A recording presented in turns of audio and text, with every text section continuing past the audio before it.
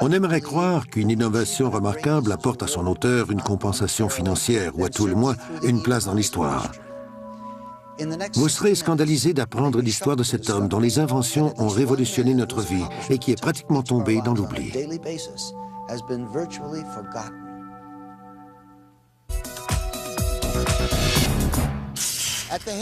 Au début du XXe siècle, Nikola Tesla, immigré serbe et inventeur de métiers dont le nom a presque été oublié, propulsera notre civilisation dans une nouvelle ère. On lui doit le courant alternatif, la radio, le tube fluorescent, le contrôle à distance ainsi que la robotique. Cet homme aura fait breveter 700 inventions.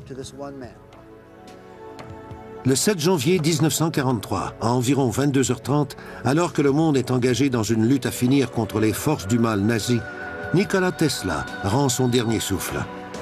Il meurt seul dans une petite chambre de l'hôtel New Yorker.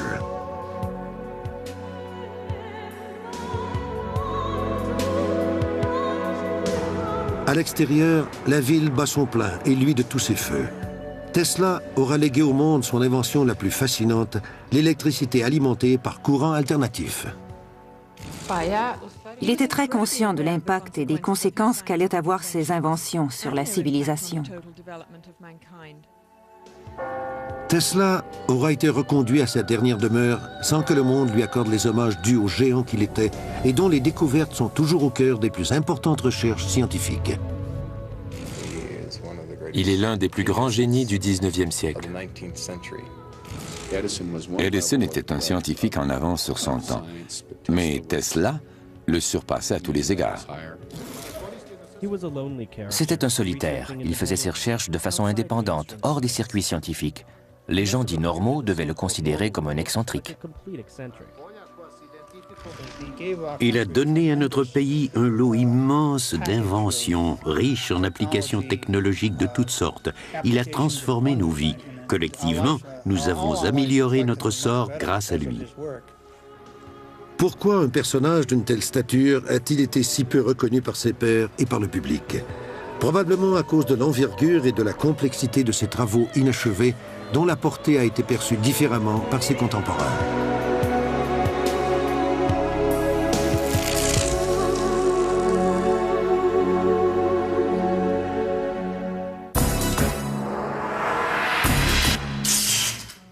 La légende veut que Nikola Tesla soit né sur le coup de minuit en 1856, durant un orage particulièrement violent.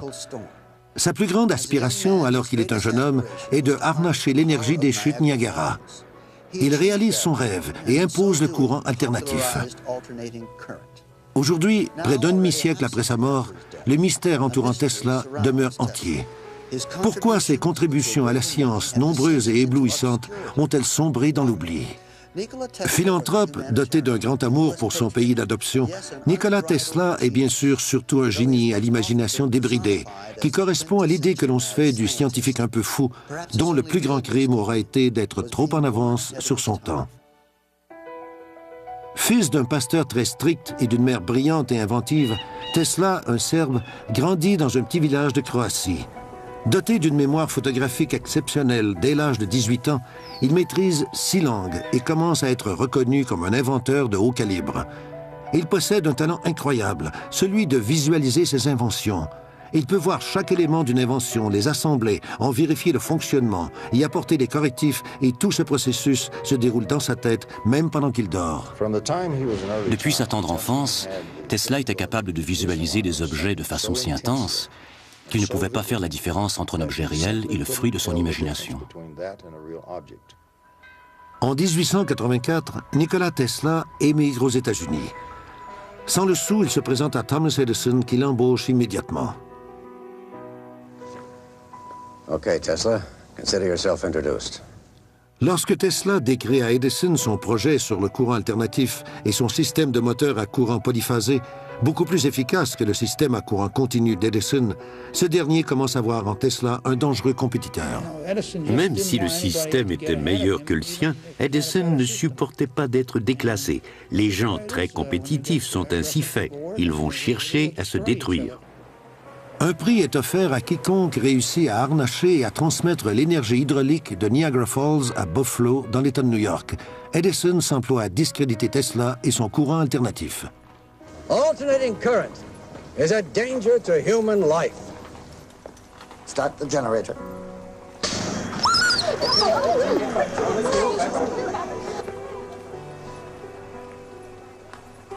You have just seen alternating current in action.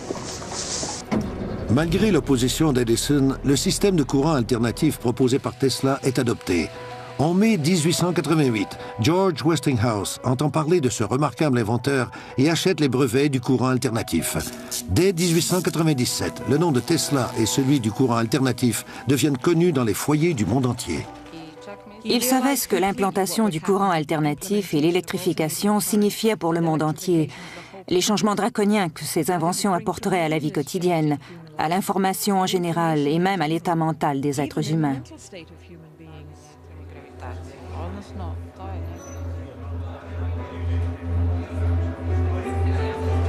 Malgré sa nouvelle notoriété, Tesla reste toujours avant tout un inventeur et un visionnaire de génie. Il ne cherche pas à tirer profit de ses inventions. Ses percées remarquables dans le domaine de l'électricité à haute fréquence, incluant le radar, la radio, le néon et les tubes fluorescents, seront souvent attribuées à d'autres. Par exemple, le système pour prendre des clichés photographiques au moyen du rayon X inventé par Tesla précède les travaux de Wilhelm Röntgen. L'imagination fertile de Tesla lui fait entrevoir la possibilité d'Internet et de la télévision des décennies avant tout le monde. Malgré ces sauts dans le futur qui se sont avérés vrais, la tendance de Tesla à l'exagération et sa façon de présenter ses idées à la presse le desserviront et lui vaudront beaucoup de critiques. We must be able to transmit scenes from other places over long distances. Pictures, the news, energy, and why not matter too? Now we must liberate thought. We must set it free of limitations that space and time impose on it, and yet keep its principal characteristics. Now and in future centuries. Mystérieux et flamboyant, Tesla est toujours ravi de partager ses idées avec le monde entier. Il exécute ses expériences de laboratoire devant des sommités et amis comme Mark Twain. Cet homme était capable de frayer avec les personnalités les plus en vue du monde. À l'époque, il fréquentait Mark Twain, Westinghouse, JP Morgan, et grâce à ses relations, il était en mesure de financer les expériences les plus spectaculaires de l'histoire. Pour épater la galerie, Tesla s'assoit dans son laboratoire au milieu d'éclairs électriques qui virevoltent autour de lui. Sans l'aide d'aucun fil conducteur, ces étincelles flottantes alimentent un tube que Tesla tient dans ses mains. Tesla a été le premier à démontrer comment l'énergie se transmettait à travers l'air et pouvait allumer une ampoule ou un tube électrique. Les tubes fluorescents qu'il utilisait s'allumaient à différentes fréquences, donc, lorsqu'une certaine fréquence était utilisée, elle produisait de l'électricité dans un certain groupe de tubes et une autre fréquence allumait d'autres tubes. En 1898, alors que Tesla peaufine son brevet sur la transmission de la radio sans fil, son laboratoire brûle mystérieusement. L'incendie réduit en cendres le labeur de milliers d'heures de travail, ramenant l'inventeur des années en arrière et lui coûtant personnellement plus d'1 million de dollars. Tesla est horrifié par l'étendue des dommages, mais comme il est un homme qui ne s'avoue pas facilement vaincu, il reprend ses recherches à zéro, secondé dans cette tâche par ses remarquables habiletés mentales.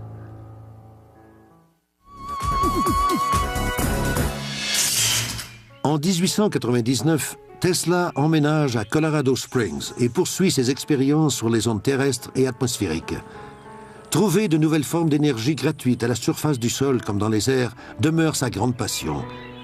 Alors qu'il étudie un phénomène connu sous le nom de la résonance Schumann, il élabore une théorie pour utiliser des nouvelles sources d'énergie illimitées qui profiteraient à tous les humains de la Terre. Il existe autour de la Terre une cavité qui résonne à environ 8 cycles par seconde. Cette cavité est comprise dans l'espace entre le sol que nous foulons et l'ionosphère. Cette bande, qui fait environ 60 km, est une caisse de résonance tridimensionnelle dans laquelle on peut transmettre de l'énergie électromagnétique de 8 Hz sans presque aucune atténuation. La résonance Schumann tire ses mégawatts d'énergie des éclairs qui se produisent plusieurs fois par seconde partout dans le monde.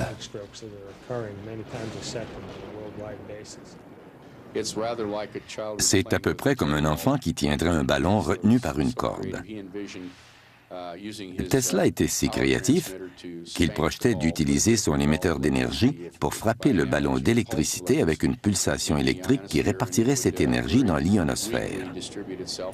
Et au moment précis où l'énergie arriverait de l'autre côté de la Terre, Tesla aurait envoyé une autre pulsation électrique, et ainsi de suite, jusqu'à ce que l'énergie accumulée devienne si importante qu'elle puisse être captée par une antenne appropriée. Tesla avait le projet de distribuer l'électricité à tous les humains de la Terre. À l'époque, il y avait 2 ou 3 milliards d'humains sur la Terre qui, le soir venu, vivaient dans le noir. Nous avions l'électricité, mais les gens pauvres n'en disposaient pas. Tesla avait constaté que le monde était divisé en deux, ceux qui avaient accès à l'électricité et ceux qui n'y avaient pas accès, et il voulait que tous, sans exception, reçoivent l'électricité en cadeau. C'est à Colorado Springs que Tesla met au point la technologie qui lui permet de produire des courants à très haute tension. Lorsqu'il met l'interrupteur en marche, les éclairs qui apparaissent dans son laboratoire sont retransmis à l'antenne et à la boule de cuivre qui la surmonte. D'immenses éclairs bleus s'échappent alors vers le ciel et atteignent plus de 30 mètres. Le tonnerre provoqué par ces éclairs s'entend à 25 km à la ronde. Pour Tesla, c'est un couronnement, de la foudre fabriquée par l'homme. À Colorado Springs, il avait un transformateur de 56 kVA que George Westinghouse lui avait donné et qui pouvait atteindre 55 000 volts. Il s'est servi d'un émetteur pour augmenter la puissance de ce transformateur et a si bien réussi qu'il a fait sauter quelques génératrices de la centrale de Colorado Springs, située à 40 km plus loin.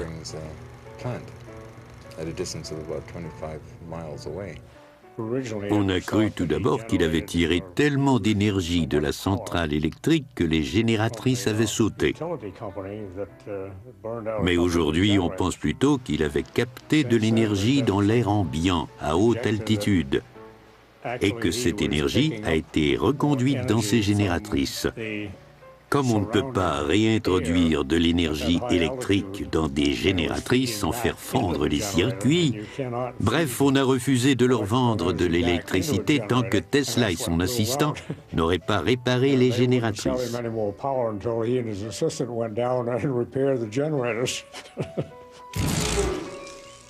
Tesla conclut que les courants d'énergie de la Terre peuvent être utilisés pour transmettre de l'électricité n'importe où sur la planète. Dans des expériences de laboratoire, il démontre que des ampoules électriques sans fil peuvent être alimentées par une source d'énergie située à plusieurs kilomètres du laboratoire. Ces expériences ouvrent la porte à une multitude de possibilités beaucoup plus sinistres. La fréquence des ondes alpha du cerveau humain se situe entre 6 et 8 Hz. La résonance de Schumann vibre à une fréquence entre 6 et 8 Hz. Tous les organismes se situent à l'intérieur de cette même fréquence. Donc, le cerveau, la Terre et tous les organismes vivants ont la même résonance électrique, entre 6 et 8 Hz. En contrôlant cette fameuse fréquence de façon électronique, on peut influencer les ondes cérébrales de l'humanité entière.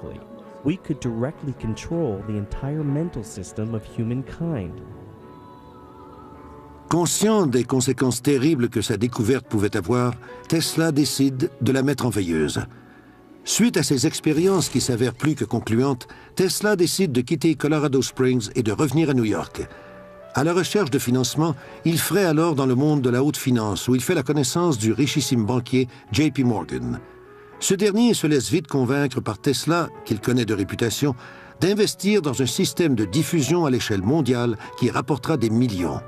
L'homme d'affaires décide d'investir 150 000 $, même s'il doit concéder 51% de sa propriété intellectuelle sur l'invention de la radio à JP Morgan. En 1900, Tesla entreprend la construction de la légendaire tour de Wardenclyffe.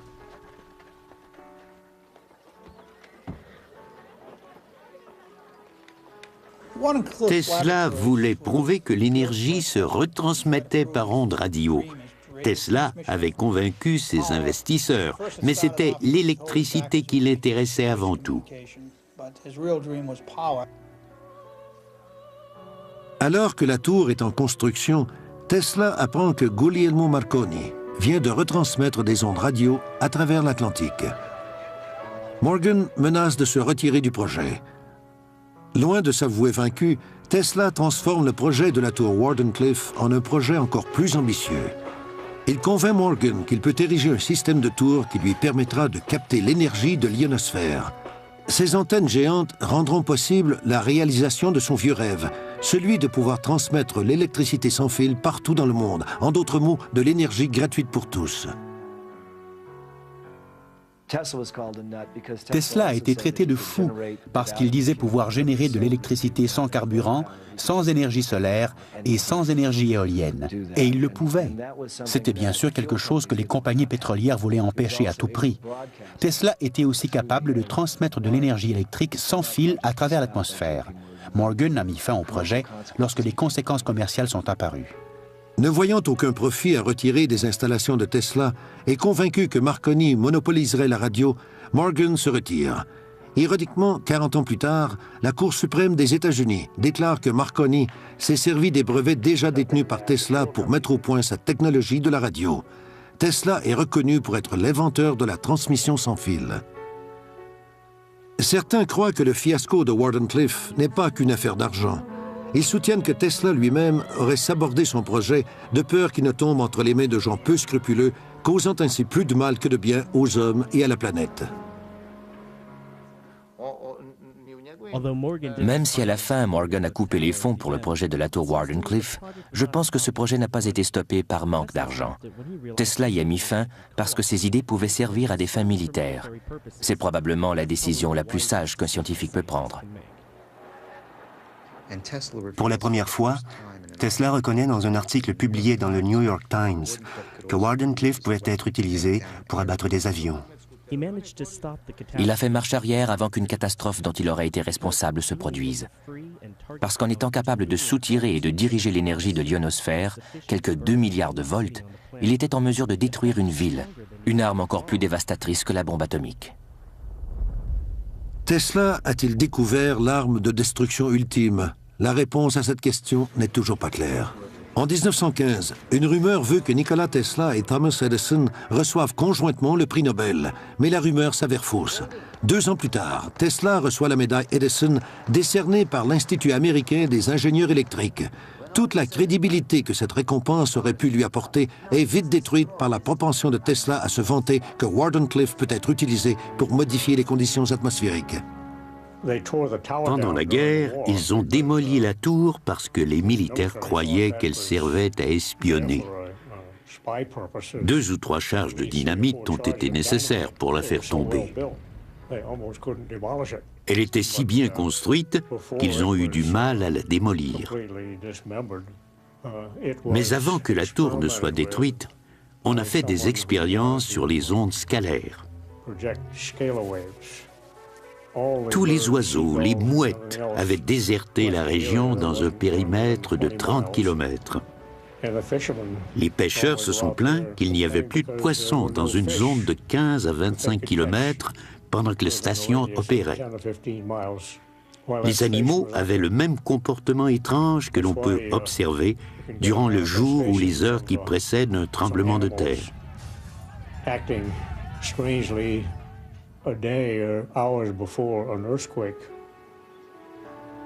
La tour, si chère à son cœur, désormais détruite, Tesla se retire dans son laboratoire et se livre à des expérimentations autrement plus complexes et dangereuses. Le 11 juillet 1934, le New York Times rapporte que Nikola Tesla a mis au point un rayon de la mort, une arme à faisceau de particules qui peut détruire 10 000 avions à une distance de 400 km. Tesla soutient qu'une usine de production peut être construite en 3 mois au coût de 2 millions de dollars. Mis à part ses capacités offensives certaines, Tesla croit que s'il peut construire 12 de ces tours, cette arme aura un pouvoir de dissuasion suffisant pour mettre un terme à toutes les guerres. Le fameux rayon de la mort de Tesla n'a pas été pris au sérieux par la communauté scientifique, en grande partie parce qu'on ne comprenait pas son fonctionnement.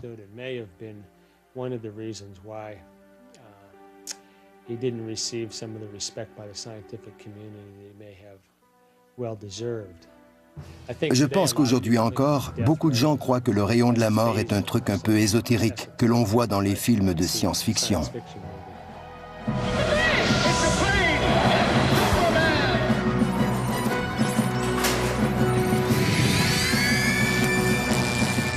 Le rayon de la mort terrifie le public, mais fascine Hollywood. Tesla est caricaturé dans les dessins animés de Superman comme le prototype du savant fou qui terrorise la ville de New York avec son rayon de la mort et une armée de robots contrôlés à distance. Le rayon de la mort inventé par Tesla dans les années 30 était une arme qui projetait un faisceau de particules. Basé sur le principe de l'accélération électrostatique des particules chargées, ces expériences sont similaires à celles pratiquées aujourd'hui par le département de la Défense. C'est une particule, un microprojectile qui, lorsque soumis à une haute tension, atteint une très grande vélocité. Comme la vélocité est très élevée, la particule n'a pas besoin d'être très grosse pour être une arme très dangereuse. Si on regroupe ces particules en faisceaux, on obtient une arme très puissante qui peut frapper un missile dans l'espace, par exemple. Avec seulement 12 de ces installations situées à des endroits stratégiques sur le territoire américain, Tesla clame que sa téléforce est une défense extrêmement efficace contre tout attaquant. À la veille de la Deuxième Guerre mondiale, le gouvernement américain s'intéresse activement au rayon de la mort de Nikola Tesla. Parce qu'il était un patriote, Tesla a offert ce système au gouvernement américain. Le gouvernement des États-Unis a commencé à développer cette arme à faisceau de particules dans les années 40. Nous ne connaissons ni l'ampleur ni les résultats de ces recherches, mais nous avons maintenant accès à des documents qui ont été rendus publics sous le Freedom Information Act. Et l'on constate le vif intérêt du gouvernement américain pour l'arme inventée par Tesla.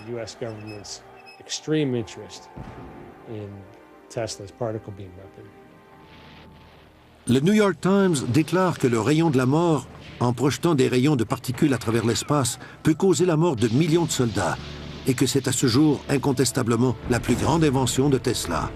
Mais Tesla fait volte-face et décide de rendre impossible l'exploitation de son invention par un seul gouvernement. Il morcelle ses plans et les distribue comme les morceaux d'un casse-tête à assembler.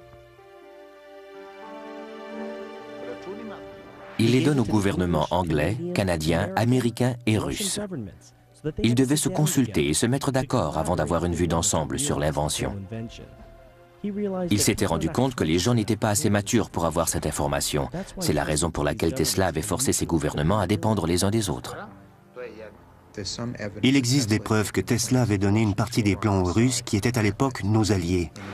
Dans les années 70, la revue Aviation Week publie un article sur l'arme à particules des Soviétiques. Le rayon à particules de Tesla n'a été rendu public que 10 ans plus tard grâce à Andrea Plutarch. Les plans des Soviétiques étaient identiques. Le général George Kagan, chef du service de renseignement de l'armée de l'air américaine, nous décrit le modèle soviétique. Le petit tube magnétique projette des rayons de protons, et chacun a 100 milliards de volts à un niveau énergétique de 10 exposant 10 joules. C'est une quantité d'énergie telle que personne jusqu'ici aux États-Unis n'a jamais pu l'égaler. Il suffit de déployer ce rayon, cibler un objet et tirer.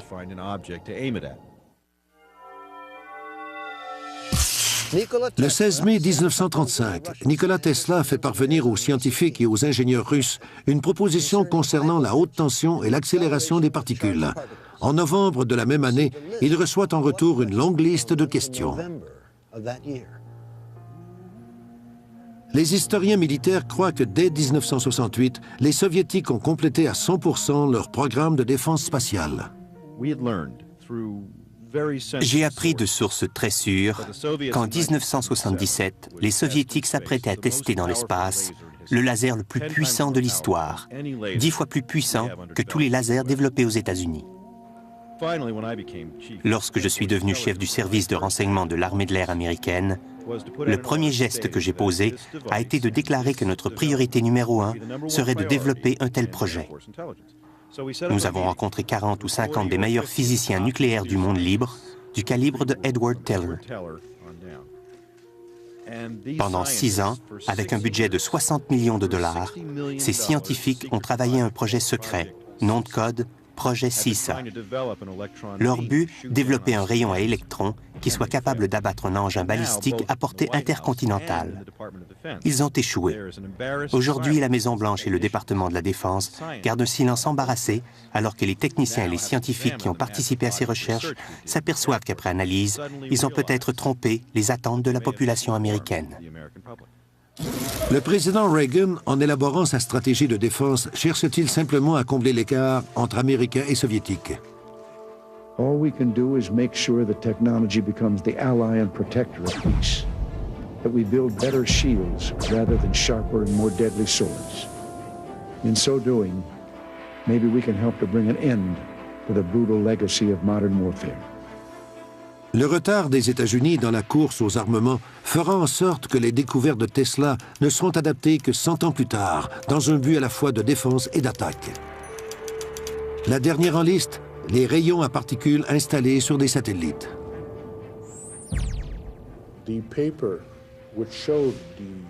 Les documents qui décrivent la technologie pour construire la machine anti-guerre ont été finalement publiés par la société internationale Tesla.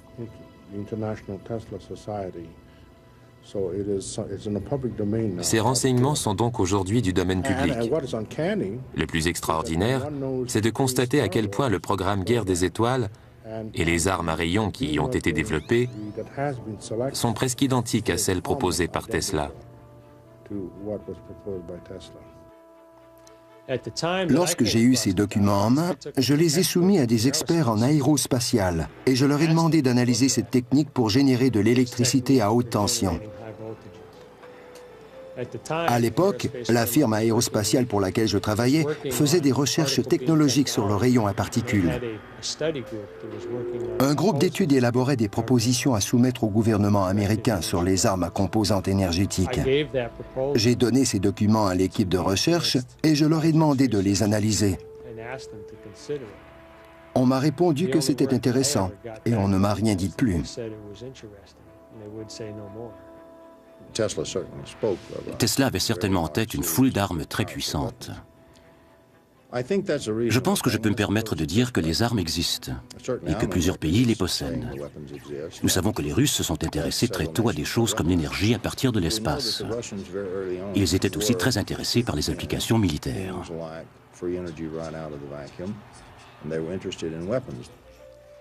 Qu'est-il advenu du rayon inventé par Tesla? Nous n'en avons plus entendu parler. Cette arme est peut-être soit au rencard ou actuellement utilisée. Peut-être est-elle en orbite. Nous l'ignorons. Il ne fait pas de doute qu'aujourd'hui, les Russes possèdent de telles armes.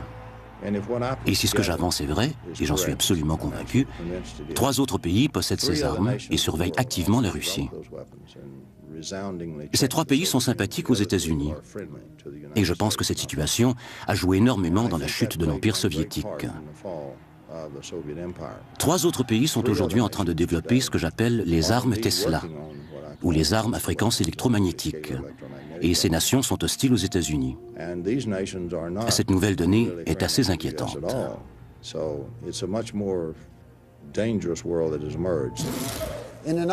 Dans un article publié le 3 novembre 1998, Bill Gertz du Washington Times écrit « L'armée chinoise est en train de construire des armes au laser et possède déjà des armes de rayons à particules capables de mettre hors d'usage les capteurs des systèmes de reconnaissance situés dans l'espace. Si l'armée de libération populaire possède de telles armes, qu'en est-il des États-Unis? Sous le couvert de l'anonymat, ce SEAL de la marine nous en parle. Nous possédons des armes de rayons à particules. Je les ai déjà utilisées au cours de tests sous-marins au large de la côte californienne. Leur puissance est stupéfiante. Elles peuvent anéantir un satellite, un bateau, un avion, n'importe quelle cible. Dans cette course aux innovations technologiques, il semble que le rayon de la mort n'est pas la seule invention secrète de Tesla qui soit disparue avec lui. Le 4 juillet 1976, lors des célébrations du bicentenaire des États-Unis, un étrange signal radio est capté. L'onde radio de haute fréquence sera baptisée le signal Piver par les services de renseignement américains. Tout ce que l'on sait sur ce signal, c'est qu'il provient d'un émetteur situé en Lettonie.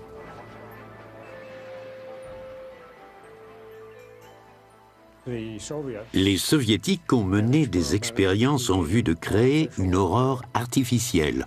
Je ne sais trop pourquoi, mais je pense que c'était pour prouver qu'il était possible de projeter de l'énergie à très basse fréquence au loin, à l'horizon, et provoquer certains phénomènes.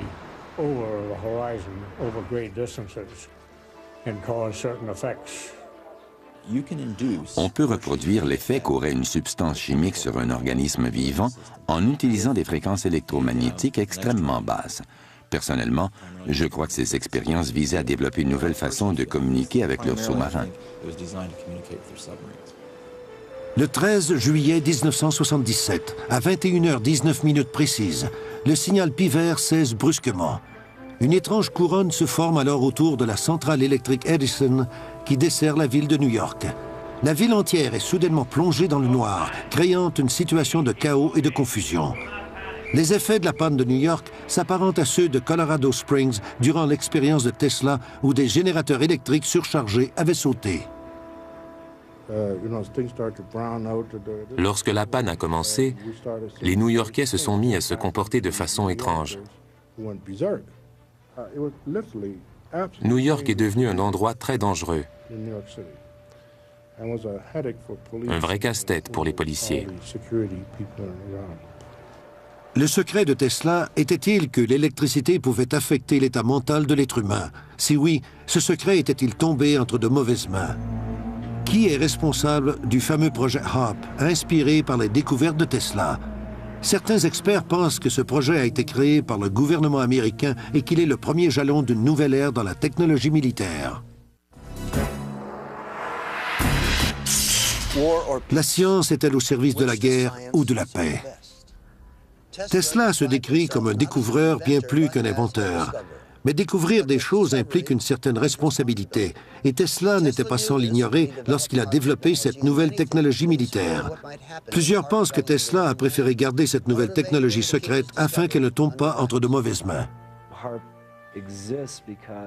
Le projet HARP existe à cause des théories qu'a élaborées Tesla au cours des années 30. Il savait qu'il était possible de stimuler le champ magnétique de la Terre pour créer un bouclier capable de protéger une ville. Le projet HARP est au départ une expérience en physique atmosphérique, où un immense réseau d'antennes émet dans l'ionosphère de la planète une série très complexe d'ondes.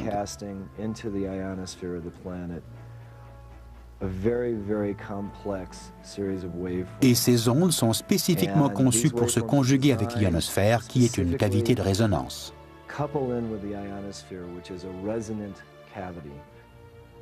Cette théorie implique de chauffer l'ionosphère comme le ferait un four à micro-ondes géant. Une petite pulsation d'un certain nombre de watts peut provoquer une grande pulsation parce qu'il est possible, de façon fortuite ou intentionnelle, d'utiliser l'énergie qui nous entoure et qui circule à travers nos corps et qui se retrouve partout dans l'espace. Le concepteur du projet HARP a d'abord conçu un bouclier défensif qui agit en grillant les systèmes de guidage électronique des bombes ennemies. HARP a été conçu pour de multiples usages. Au départ, ce n'était pas une arme. Si vous lisez les brevets, vous verrez que je pensais d'abord à une utilisation défensive. Eastland soutient qu'en chauffant des portions de la haute atmosphère, HARP peut affecter la température globale de la Terre, une idée pour laquelle Tesla a été ridiculisée voilà presque 100 ans. Un des grands dangers du projet HARP est qu'en se concentrant sur une petite portion de l'ionosphère, on risque de créer une distorsion dans la magnétosphère de la planète, la magnétosphère étant le bouclier naturel de la Terre.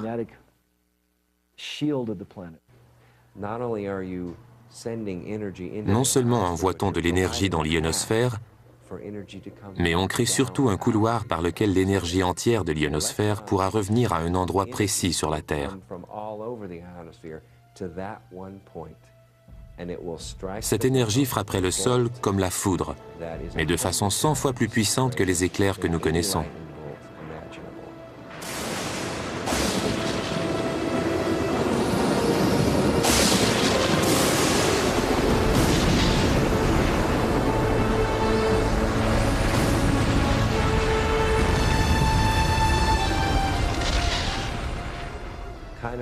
La force de cette foudre serait équivalente à l'éruption de 3 ou 4 monts St. Helens par seconde. La vraie puissance de HAARP n'est pas encore connue et il n'existe aucune agence de contrôle civil. La possibilité que le projet HAARP soit capable de créer d'immenses perturbations à l'échelle planétaire, incluant la modification des conditions climatiques, un réchauffement global de la planète et même le ralentissement de l'orbite de la Terre, nous aide à comprendre pourquoi Tesla a détruit les plans de son invention. Il a cessé de travailler à son projet de bouclier défensif en 1905 parce qu'il avait compris que son système des 5 tours érigés autour de la Terre pouvait causer la destruction de l'espèce humaine.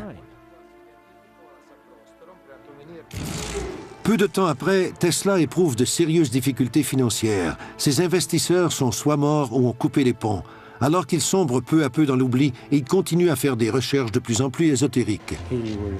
Il était passablement obsédé par le phénomène de la résonance et voulait l'utiliser pour faire certaines expériences.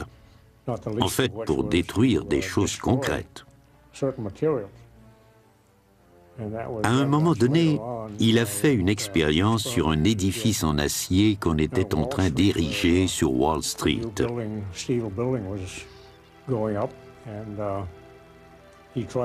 Il diffusait des ondes avec un petit émetteur qui n'était rien d'autre qu'une espèce de vibrateur mécanique qui fonctionnait à pile.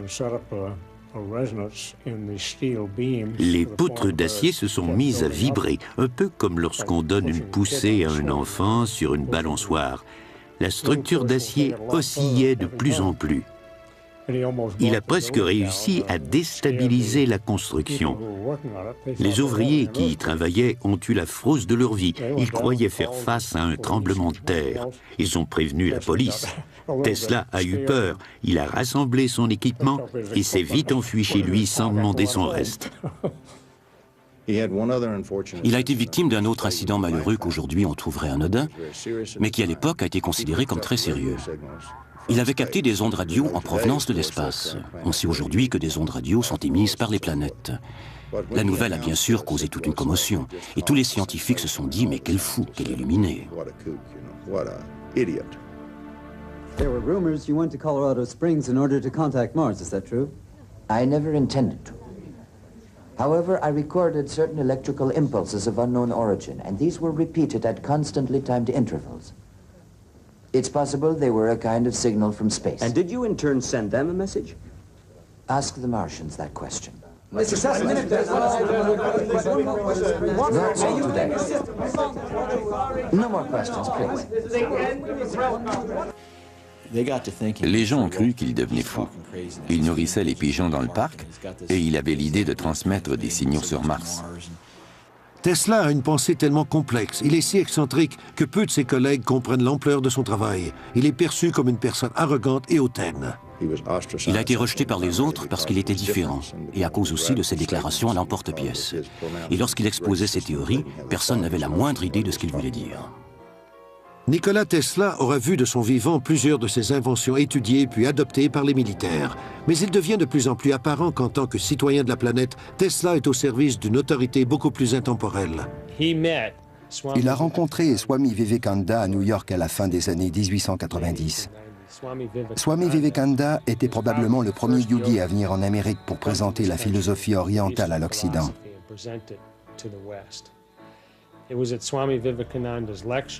C'est au cours d'une de ses conférences que Tesla s'approprie la terminologie sanscrite et intègre des notions telles que la prana, akasha et celle de l'éther.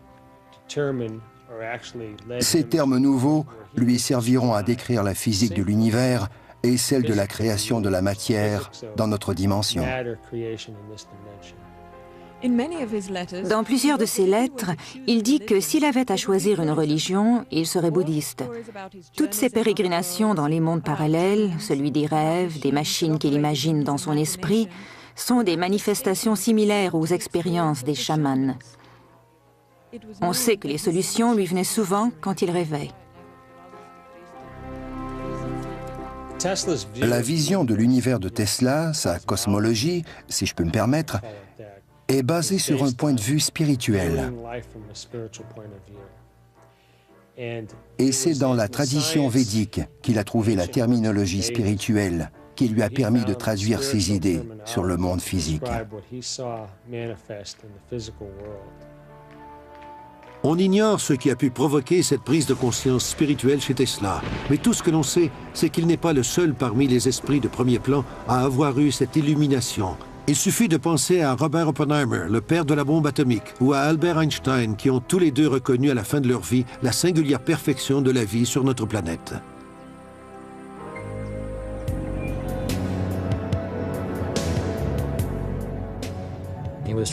Il tentait de comprendre l'énergie et la résonance. Quelle est la nature de l'énergie dans le cosmos? Quelle est la quintessence des énergies qui nous viennent de nulle part et qui peuvent tout nous donner? Je pense que ce sont quelques-unes des questions qui hantaient Tesla.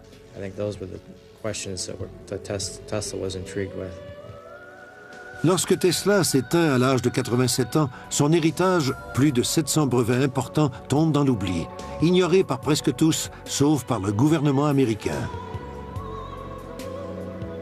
À sa mort, les possessions de Tesla seront mises sous scellé dans un entrepôt gouvernemental pendant 10 ans. Des rapports officiels confirment que tous les documents de l'inventeur ont été microfilmés durant cette période. Et pourtant, aucune agence gouvernementale contactée à propos de l'existence de ces microfilms ne veut confirmer ou infirmer cette information. 10 ans après la mort de Tesla, le gouvernement américain nie avoir trouvé dans les papiers de Tesla des plans d'armes secrètes. Pourtant, les rumeurs quant à l'existence de tels plans persistent encore de nos jours. Mis à part le sort qui a été réservé aux découvertes secrètes de Tesla, ces inventions brevetées continuent à influencer notre vie, l'environnement, la science et la médecine d'aujourd'hui. Et c'est peut-être ce que Tesla avait en tête et que, tout compte fait, les découvertes secrètes de Nikola Tesla devraient rester justement secrètes.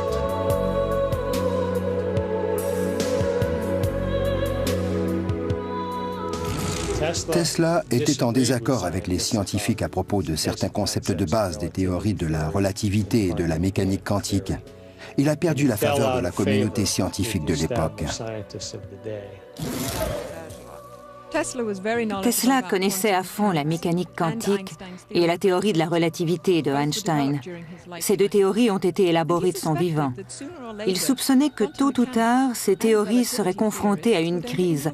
Et c'est pourquoi il répétait souvent que le temps présent est à eux, mais le temps futur sera à moi.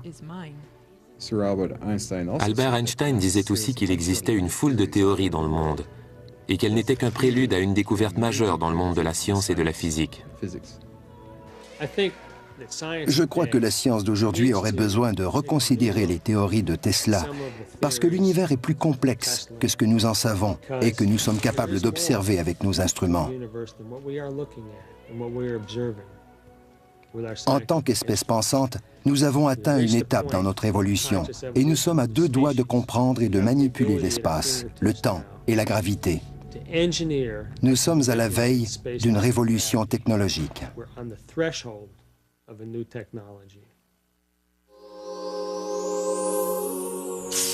Nikola Tesla était un homme de génie. Certaines de ses découvertes lui vaudront une réputation de savant fou. D'autres le hisseront au panthéon de la science et d'autres encore changeront notre façon de vivre sur notre planète. Rappelez-vous la prochaine fois que vous ouvrirez votre téléviseur ou votre radio que c'est grâce aux découvertes de cet homme. Vous pourriez aussi tenter de vous imaginer un monde où l'énergie serait accessible à tous, sans restriction, un monde sans fil. Et c'est ce monde qui nous a échappé lorsque nous avons perdu Nikola Tesla et ses éclairs de génie.